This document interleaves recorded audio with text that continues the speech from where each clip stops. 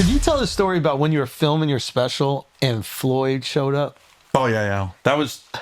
This is crazy. 2011. This is your first Big Showtime. Yeah, this is the one. This is the one you've been working on. I was like, all right, this should do well. So let me set this up a little bit. You're already percolating. You're getting a lot of attention. You have the Think Like a Man. We just got done filming it. So Think Like a Man, it wasn't out yet. but it's not out yet. No. But even before that, you had some like big appearances. Was it Def Comedy Champ? No, Well, it was the Mike Epps Live from the Nokia. Yeah. Kind of got a little buzz going again about. But you me. had some real buzz. You get this opportunity to do a special with Showtime. Yeah. Right. And this is at the time where like it was HBO or Showtime. This was also a time where Code Black came out of nowhere and did the Shaq All-Star Comedy Jam. Kind of blew Kevin up. That's So Code Black, the hot spot. And it was a time where Def Jam was gone, Comic View was gone.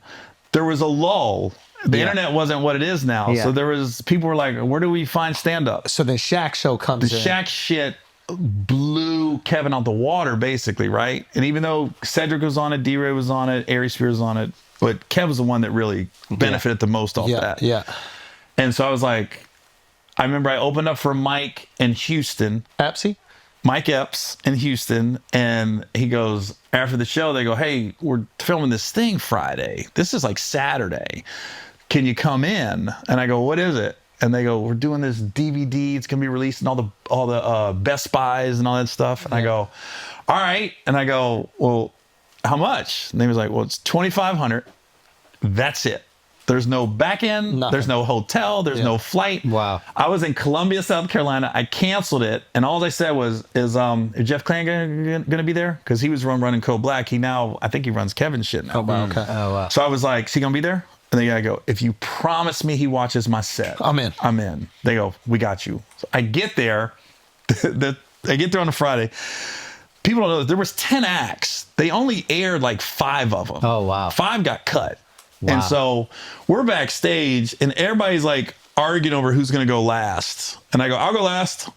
And I remember I looked, I go, I'll go last. I knew. That's a great. I knew I never did the black church joke yet, which kind of like the black and white church. I go, I've been doing it at clubs, but it hasn't been aired. It was like bringing the house down. Like one of my strongest probably So you jokes had something ever. in your pocket right there. And the Tiger Woods shit just happened. Where his wife beat him. Yeah. I had a fucking strong Tiger. I said, if nothing else, they only want me to do 10, 15 minutes. I think I ended up doing 20 because I went last. I knew I had like 8 that was just going to bring the roof down in the beginning and end. So you that could package it, boom. So I walk on stage. And you're kind of refreshing because you're probably the only, like you said, probably the only white guy there. Right? Yep. So they've been seeing black dude, and then this white dude pops up, and you're kind of waking back up, like, oh shit. It wasn't just that. Just different. It was 9 comics doing dick pussy jokes. And then I came out like, hey, church. Yeah. And what set the whole set off was Morris Chestnut was in the front row. So I walked out, I see Morris Chestnut, and I go, hey. I go, Morris. And I go, hey, you guys ever watch Boys in the Hood and think Ricky's going to live? And I started imitating him. I said, I get so mad at you. Like, every time I watch it, I go, you die every time. Just want to like, stop eating the Twinkie, bro. Fuck off. So you passed the test. You're going in the Army. So resets the whole room. Dude, you're live in the moment. Right there. Right. And so Clanigan saw me. And then they sent me to Japan first. He wasn't familiar, so the Shaq was doing the tour. Yeah. So they was like, yo, they want to send you to Japan first to do a show. And I go, so I went to Japan. I think it was me, Mark Curry, Lunel, a couple other people. Mark Curry's a legend. Dude, Mark Curry is so fucking funny. Oh, he's so good. And then I guess the word got back, no, he's solid. He's got it. Because they only saw 20 minutes. Yeah, of course. Right? Yeah. So then they put me on that Shaq tour of 2011. And then they said, we're going to give you a special. We got to deal with Showtime. Okay, on the Shaq tour, who is your group that's going? It was D-Ray, Michael Blackson, Corey Holcomb, me, and Capone. I mean, It was 5 just killers. Absolutely. Where are you going up in the show? Right before Corey. Corey closed it. D-Ray hosted it. Yeah. And then Michael Blackson and Capone flip-flopped. Half the tour. One would go first, one would go second. And then I would go fourth, and then Corey would close it. Yeah, strong. So that was great was show. Yeah. It was a solid show. And all of us kind of did our own thing after it ended. And then So they gave me the special. So I'm in Vegas. We stopped filming Think Like a Man like 2 weeks before I'm filming this. It's at the Mandalay Bay. And I just remember I'm on stage. It's sold out, but there's literally in the front 2 empty rows. And I'm going, why aren't they filling this? Keep in mind, this is a weird. theater, so rows are 20. That's 20 seats are just Easy. Yeah. Mandalay Bay, the big theater there. I was Yeah. like, why is this is so weird? Why aren't they filling this in? I don't know. Floyd has called and said, I'm coming. I don't care if there's a special. The Floyd shows up. Floyd's the champ at this point. Yeah. He runs Vegas. He runs Vegas. He's bringing $1 billion every single time he does a fight. Wow. Yeah, I'm on stage and I see, I'm 30, 40 minutes in, and a commotion happens. It's there's like all these people I thought a fight happened. Like, what's going on? And then it starts coming towards me, and I'm going, what the fuck is happening? You know, Floyd's a little guy. Yeah. He's in the middle of all these big bodyguards, and I'm going, what's going on? And then I see Floyd go, oh, Floyd!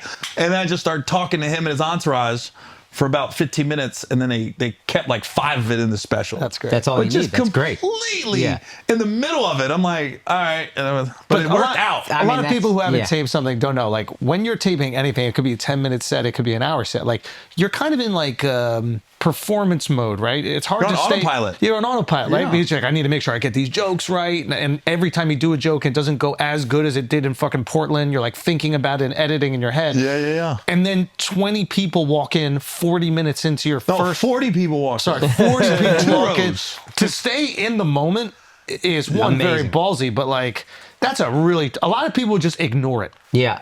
and try to muscle through. Like that's a courageous thing to do. But you do it because you got chops. That's the thing. Like you've done a lot of shows where people are walking in the middle. Yeah. You know what I mean? Like if you go in that Shack tour, if you went up first or second slot, people are still walking in.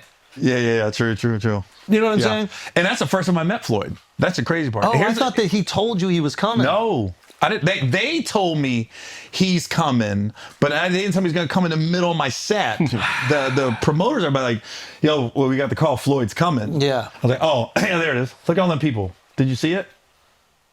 Wow. Middle of the special. They took over. I mean, yeah, that's like a nightmare scenario of your Look at film. that shit. Nightmare.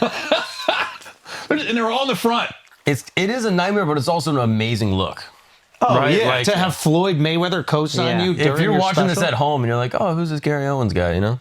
And then all of a sudden they see Floyd walk in and sit down, you're like, oh shit. Why do you is throw the amazing. S on there? Because that's what Gary they're thinking. Owens. That's what they're thinking. That's what they're thinking. But then just have Floyd sit down and start laughing, like, I mean, that's Here's amazing. what people don't know. Yeah. Right on the other side, Winky Wright was there. Oh, So we had Winky was there, and then Floyd came in too. In the moment, did you know, oh, this is going to play amazing? Or were you a little, No, you're just kind of going with it. okay. You're just kind of winging it. Were you roasting him at all?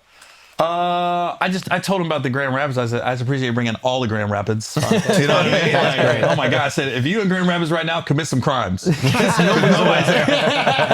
There's no store owners. There's no police officers. Does he have a good sense of humor? Yeah. He's Here's a the cool good thing about laugher? Floyd. I'll tell you this. If I'm in Vegas and he's in town, there's no phone calls made. He always comes and he buys tickets, as far as I know. I don't get the phone call saying, Floyd's coming, can you leave tickets? Wow. He's that's there, or I know for a fact when I did SLS, he bought them because I was on a door deal and we put the show together on like 3 weeks notice and it was not sold out. Yeah. So when I got the ticket counts, I go, we had a hell of a walk up. And then I was like, oh, there's Floyd again coming through the club. That's great. Did he talk to you after this? Yeah, he came backstage. That's where we met. And what was the vibe like backstage? He was real quiet. Hey, you know, can I get a picture? That was pretty much it. Wow. So But he's did- been cool ever since. That's So awesome. he turns it up. He like turns it on when the camera's on. In other words. Oh, well, then we shot Think Like a Man 2 the next year in Vegas. And that's where I got to know him.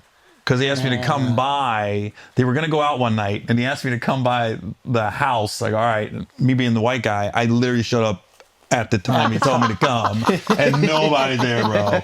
Like, it's me and two of my boys. Like, why are we here so early? Floyd was getting a massage, Bro. Like, he was on the massage table, and he's like, it was just how you think of Floyd Mayweather for his reason. The girl's just massaging shit, and he's like, hey, what's up, G? I go, hey, how you doing? Yeah. He says, yeah, it's Midwest shit right here. Midwest shit. Yeah. He's just still talking.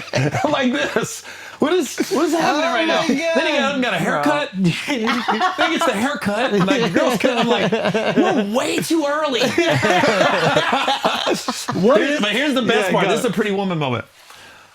We're there, and then it gets crowded. Then an hour later, it's crowded. And then everybody's going to the Palms to go to some nightclub. And Floyd doesn't drink. So people think he's out partying. Yeah. He might be out, but he's not partying. Yeah. It's all water. And I'm not exaggerating. 10 limos pull up. And people just start getting in the limos. And we're all going to this nightclub. And we get in a limo with like, me and my boys just having to get in a limo with like 3 girls that just jumped in that barely spoke English.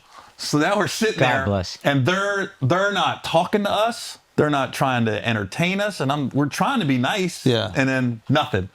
We get to the party, we can't get in. It's too crowded. It was like a Saturday. It was Vegas already, and then Floyd's come with 150 people. Yeah.